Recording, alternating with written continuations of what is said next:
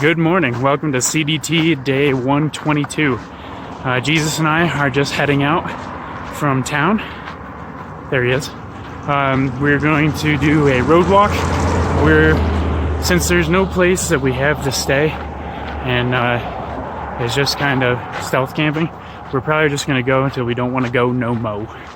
But we decided to take the north route, which brings us along a gorgeous lake and along the Madison River, so water sources should be plentiful, and there's also plenty of stuff. So the first major thing we're looking at is about 16 miles from here. There's a bar and grill, so probably stop in there and get some food. And then let's see, I think 19 miles there's a convenience store, so we can go in there, grab some food for the night, and then we'll probably stealth camp around one of these lakes because they're just gorgeous, and maybe do somewhere between maybe like a 25 today. So we'll just see where the day takes us, but for now looking to get just like a medium to high day in. So yeah, just heading out now. Let's see, let me get some stats for you. It's 9:15 a.m. on August 29th. We're headed out from West Yellowstone, Montana to Ennis, Montana, 71-mile section. Found this nice little side road that parallels the highway for a little bit, so just getting away from the cars for a couple of minutes is nice. And here is the Madison River that we've been on or near for most of Yellowstone into here, and we'll be taking it pretty much all the way to Ennis, maybe a little further. We got some beautiful Montana mountains in the background. It's a very nice place. Just had a nice seated break in the woods for about 45 minutes, I think. Had watched a couple episodes of a show on Netflix and just relaxing. It's just taking it easy today. Don't want to do anything too crazy. We found this nice four-wheel drive track right here, so we're walking this. We got about 2 miles until we take our only junction on this whole road walk past Ennis. So that's about 75 miles of walking from West Yellowstone to a little past Ennis, and we only have to memorize one turn, and that is 191 to 287. So directions are quite a bit easier than trail, and that's pretty cool. So once we turn in about 2 miles, we just go straight all the way to Ennis and a little beyond. Welcome to Cougar Creek. Rawr. Yeah, we got ourselves a little waterway here. Doesn't look especially great, but it's actually, even though it looks like it might be dirty, it's actually really clear. And more exciting than that is the mountain range that we're going to be walking through pretty soon here. We're going to be taking a left up on 287 right up the road up there, and we'll be walking through some big lakes and some really nice mountains as well. So it should be exciting for a road walk. We've been getting very lucky with our road walks. There's Duck Creek right before 287. Take that left at that puppy right there, and we are off and into them beautiful mountains. Look at the horsies. Hey, butts. How you doing? And also, starting to get into the hills. And here's the lake. So, where I am right now, just outside of west of Yellowstone, in southeastern Montana. And we're looking at the grayling arm of Hebgen Lake. Now, if you're a local Montanan, you can tell me if I'm saying that wrong. It's Hebgen or Hebgen, Hebgen, regardless. And this is the grayling arm. There's also a Madison arm. And eventually we'll be getting into the meat of the lake once we take this road over here around Hebgen Mountain, around it and back through. And we'll be in between this set of mountains in the background and this in the foreground. And it's just going to be a lake. Once we're in there, we're going to a place called the Happy Hour Bar, which is about 4.5 to 5 miles from where we are right now. We're gonna get some like late lunch, early dinner, and they have a back deck overlooking the beautiful lake and the mountains, so we'll hang out there for a little bit and then continue on. Welcome to Hebgen Lake.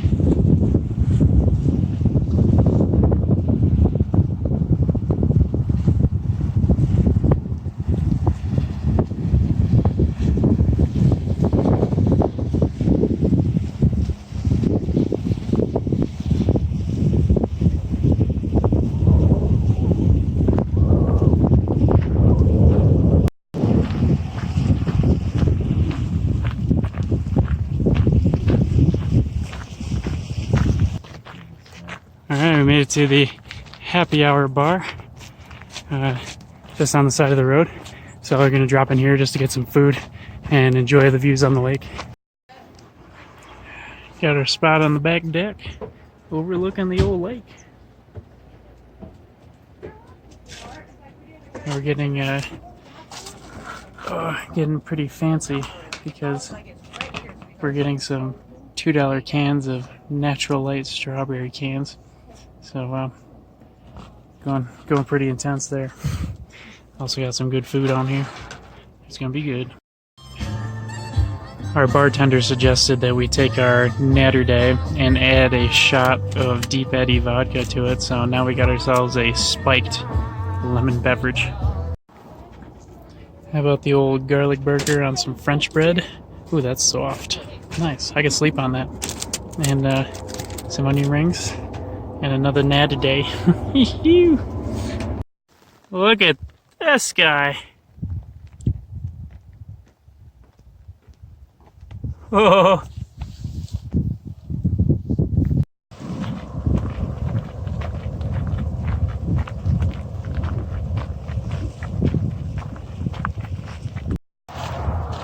Alright, after a single mile of hard work, it's time to make our second stop at the old High Country Tavern.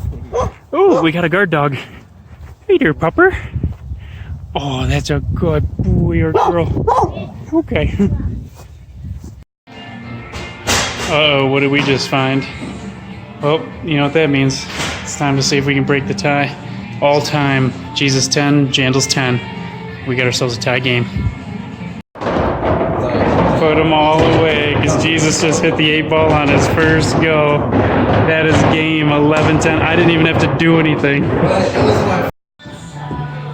Well, I was solids in Jesus' stripes, so I'll let you guys do the math. We got ourselves a winner.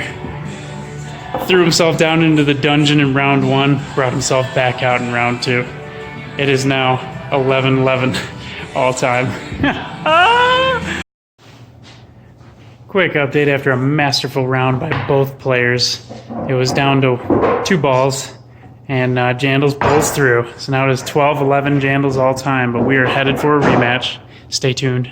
Oh, and also, we had another, well, I guess the other place was a late lunch, and now we have dinner. So I had some wings and fries, chicken tenders and fries, a couple of beers.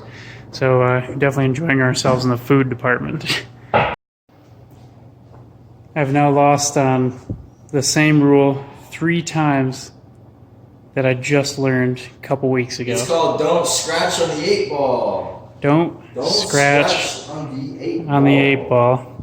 I was down to my 8 ball, tried to take her into the hole, and I missed it, and it only bounced off of 2 walls. Gotta be at least 3. That's a scratch, and I just lost. 12-12 all time. Son of a bee. Well, what do we have here? It's our friend Jesus, who was the master of his own undoing. See, I was not the victor because of my own prowess, but because of his own downfall.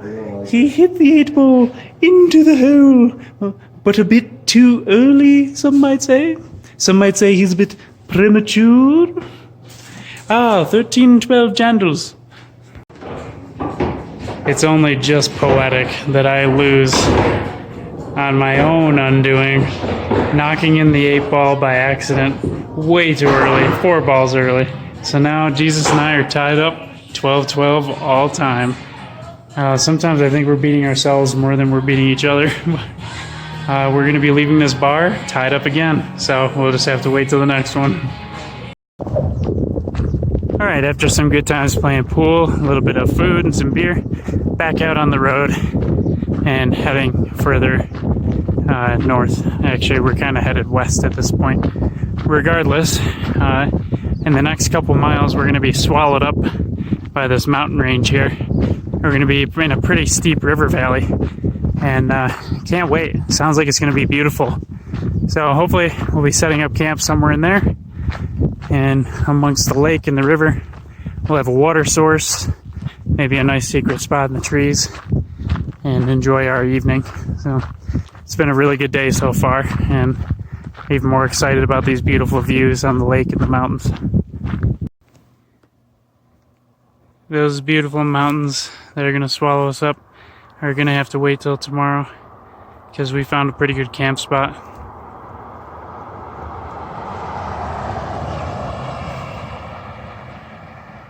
And judging by the satellite, it looks like camping's hard to come by. Good places that aren't, easy to find. So take advantage of what we have. I mean, it's like 7:30 p.m. right now, so it's probably a good time to set up camp. And we got this nice little hilly area with these big, thick pines. It's a bit tall in the grass and sage, about knee height, but Jesus informed me that back here there's some nice flat spots that we could easily set up tents that are not visible from the road and flat, and should make for a real nice camp. So somewhere in here, somewhere back there, something like that. And then we'll have a nice view of the lake and some of the mountains as we watch our Netflix and go to bed. Well, the search continues. I got my tent set up, and then Jesus overheard some people that are having a little bit of trouble minding their own business, and are apparently been tracking where we're moving. So we're just gonna have to keep going until we find something more suitable. This is all national forest land, but it's like weird. It's designated as private.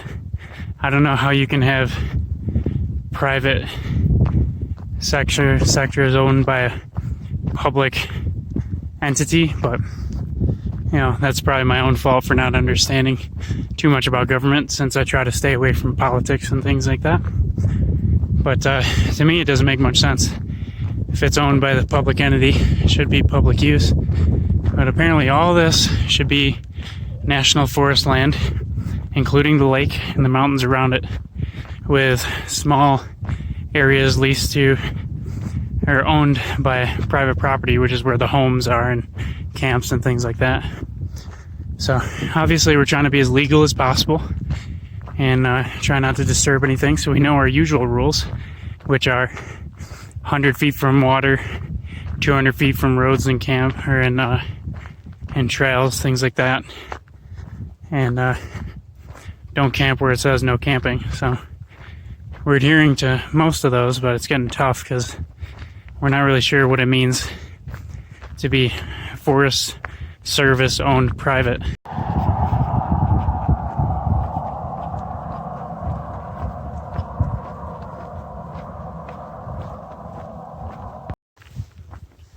There's a convenience store over here that we knew was there, but Google said that they close at 6 p.m. It's I'm guessing it's a little after 8, and Jesus just went over there to check and see if they're open, and I don't see him, so he might have made it inside. Turns out the place was indeed open, so I got myself a Gatorade and an ice cream sandwich.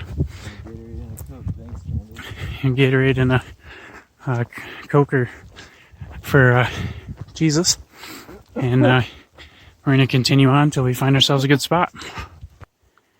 Alright, I don't think my flashlight's strong enough for you to see anything, but we found a pretty viable spot in the woods. It's at a little bit of an angle, but good enough.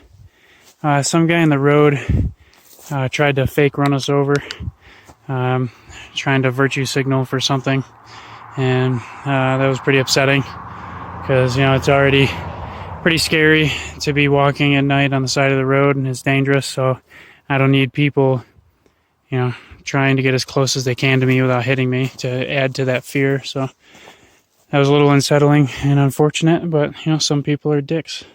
That's just what you learn. So we were off the road, safely in the trees, hidden pretty well from the highway.